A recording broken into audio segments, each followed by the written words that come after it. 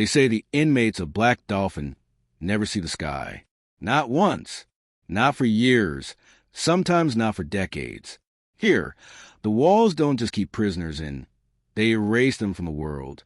Inside, men who once killed without remorse now march bent at 90 degrees, hands cupped behind their backs, eyes to the ground, forbidden to even look up. Black Dolphin Prison isn't a correctional facility. It's a human vault, a place designed to make you disappear alive. For Russia's most dangerous criminals, serial killers, terrorists, cannibals, this is where their story ends. But one inmate's story, buried deep in those frozen corridors, would reveal that even the strongest walls can't contain truth. The official name is Penal Colony No. 6, located near the border of Kazakhstan. But to the guards in the world, it's known by a darker name, Black Dolphin. Outside, it looks like a fortress from another century. Razor wire motion sensors, an army of guards patrol around the clock. Inside, everything moves with the precision of a military drill. The prisoners, about 700 of them, have committed the worst crimes imaginable. They are locked in tiny cells behind 3 layers of bars, sleeping on steel beds bolted to the wall.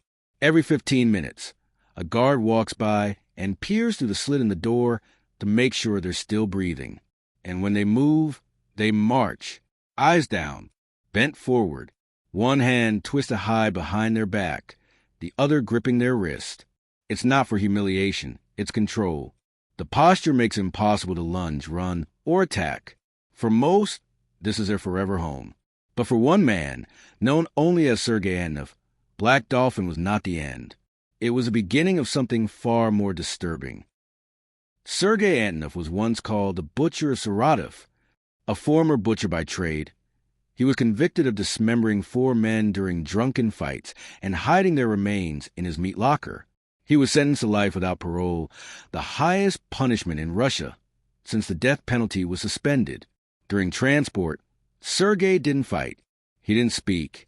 But as his convoy approached the Orenburg region, a guard remembered him whispering, "At least now, I'll rest." When he arrived at Black Dolphin, the air temperature was below 0. The guard shaved his head, stripped him naked, and inspected every inch of his body. Then, they placed him in a cell smaller than a bathroom. From that day forward, Sergei's world measured 2 steps wide, 5 steps long, and the ceiling above him might as well have been the sky itself. But something about Sergei unsettled even the most hardened guards. He didn't show anger.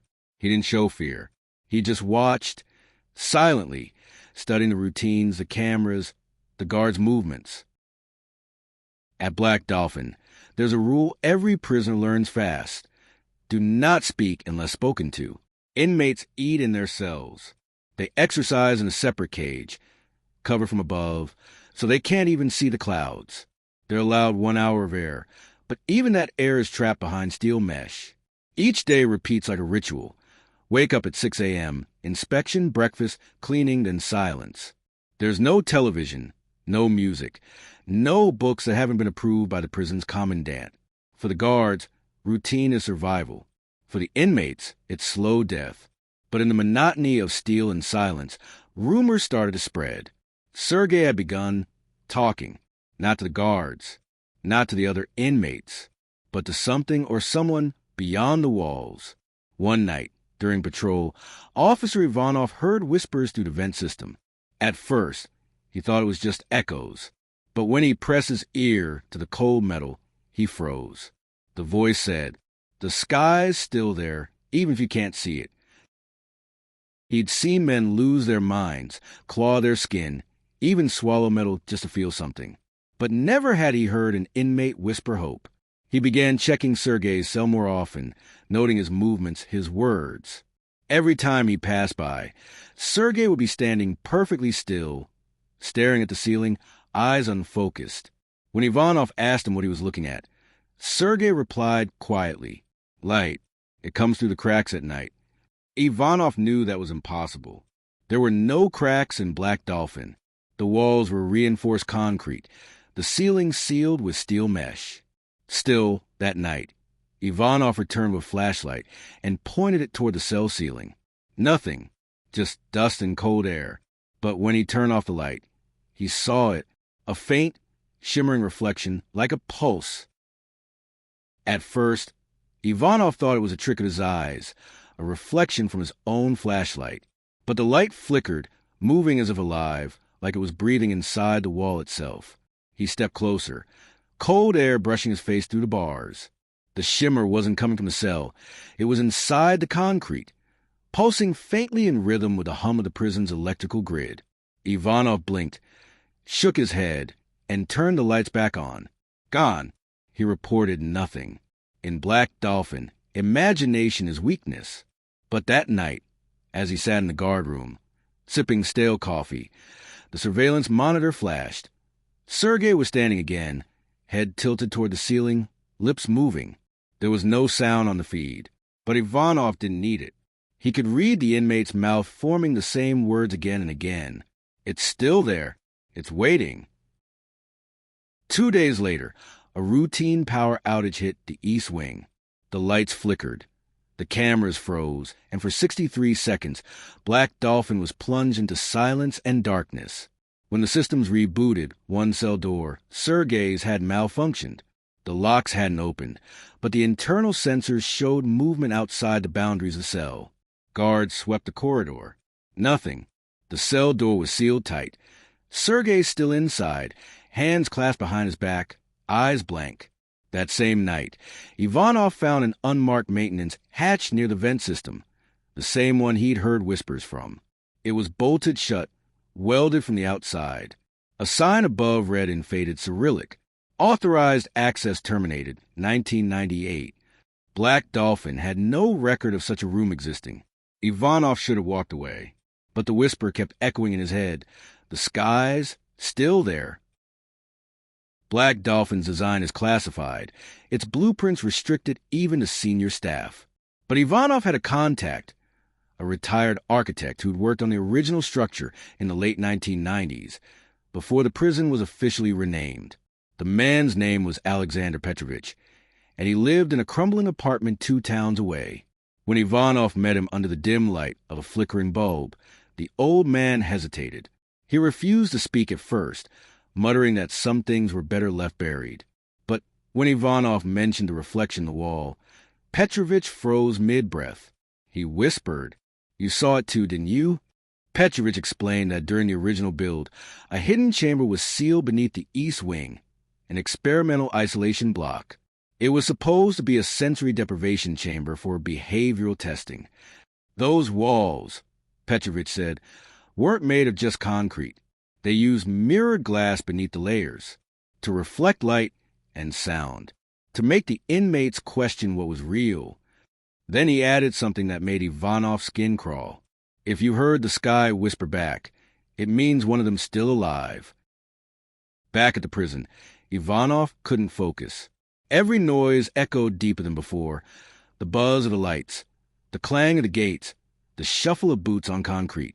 He began secretly reviewing decades of archived blueprints, some half-burned, others redacted. Eventually, he found it, an annotation marked E-Block sublevel access, discontinued. According to plans, that sealed hatch in the east wing led to an underground passage, cut off after an incident in 1998. No report described what the incident was. That night, Ivanov used his master key and flashlight to descend the narrow, rusted stairs behind the hatch. Dust fell like snow. The air grew heavy, metallic. At the bottom, he found a corridor lined with sealed doors, each labeled with a number and an inmate code. But one door stood slightly open. Inside, chains hung from the ceiling, dry stains coating the walls. And in the corner, an old observation window covered with mirrored glass. Through the reflection, Ivanov saw his own face. But behind his reflection, someone else was standing. Ivanov froze. The figure was faint, barely visible through the glass, but it was moving. A man's outline, breathing, watching. He raised his flashlight. The beam hit the glass and bounced back, blinding him. When his vision cleared, the shape was gone. But a sound echoed to the vents above him, soft, deliberate breathing. Then words. "Help me. I'm still here." Ivanov's blood ran cold. He backed away, stumbling on a loose pipe. The flashlight slipped from his hand, rolling across the floor until it stopped against a metal plate. Etched into it were the words, E-Block Experimental Cell 7, Occupant Terminated, December 9th, 1998. He turned to run, but something moved again in reflection. A hand pressed against the glass from the other side. When Ivanov climbed back to the main floor, his uniform soaked with sweat, he made one final stop before leaving for the night. Sergei's cell. Sergei was awake, waiting. "You found him, didn't you?" he said. "He told me you'd come." Ivanov couldn't sleep. The reflection, the whisper, the name on that plate, E-Block Experimental Cell 7. He needed answers. And the only person who seemed to know anything was Sergei. The next morning, he requested access to Sergei's cell under the pretense of an inspection. Cameras were always rolling, but even they couldn't catch what was whispered between the cracks of protocol. "Ivanov, who told you I'd come?" "Sergei. He's been here longer than all of us." He talks through the glass. Ivanov tried to dismiss it. Hallucinations were common here. But then Sergei leaned forward, his voice low. "They never buried him, officer. They built the prison around him." That night, Ivanov returned to the East Wing. He followed the vents that connected Sergei's cell to E-Block. The further he crawled, the colder the air became. The sound of distant metal echoed through the ductwork, soft, rhythmic, like footsteps. At the end of the tunnel, Ivanov found something impossible, an air shaft that led to a small observation chamber sealed behind double glass. And inside, a chair, straps still fastened. A human skeleton slumped forward, the jaw frozen mid-scream. There was an old tape recorder beside the skeleton, half buried in dust. Ivanov pressed play. The tape crackled to life with distorted voices. One sounded like an old warden. Another, a scientist. The date, 1998. Subject 7, exhibiting advanced disassociation. Reports of auditory phenomena persist. Proceed with total sensory deprivation for 72 hours. Then silence, until a faint voice whispered, "I can still see the sky." The tape ended. Ivanov staggered back, breath fogging in the stale air. He realized now that Sergei's voice, the reflection, the whispers, were echoes from that chamber. The mirrored walls were transmitting sound, bouncing fragments of the past through the prison's ventilation system. But there was one detail that didn't fit. The skeleton's wrist bones were fused with metal. Tiny screws. An ID tag engraved NFS. Subject 7. Ivanov stared at the tag until the flashlight began to flicker. Antonov. Sergei Antonov. The same name as the man alive upstairs. It didn't make sense. He rushed back through the vents, scraping his hands on the cold metal, until he burst into the corridor. When he reached Sergei's cell, the inmate was sitting on the floor, smiling faintly. "Ivanov, who are you?"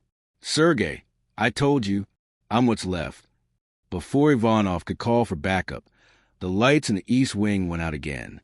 The same 63 seconds of silence as before. Only this time, the whisper wasn't coming from the vent. It was behind him. "You shouldn't have opened the door." When the emergency lights came back on, Sergei was gone. The cell was empty, doors sealed, no sign of forced entry. The only thing left on the floor was a steel tag, the same one from the skeleton below. The official report claimed a clerical error. No inmate by the name of Sergei Antonov was ever listed in Black Dolphin's registry. The footage from the security cameras during the blackout had been wiped clean, blank static. Ivanov tried to explain what he'd seen, but the commandant threatened him with dismissal for spreading psychological instability. Within a week, he was transferred to another facility. Before leaving, he made one last visit to the East Wing. The hatch was welded shut again, the plaque above it replaced. But when he leaned close, he thought he heard something, faint, rhythmic, like breathing behind glass. It's still there, even if you can't see it. He walked away, never to return. Years passed.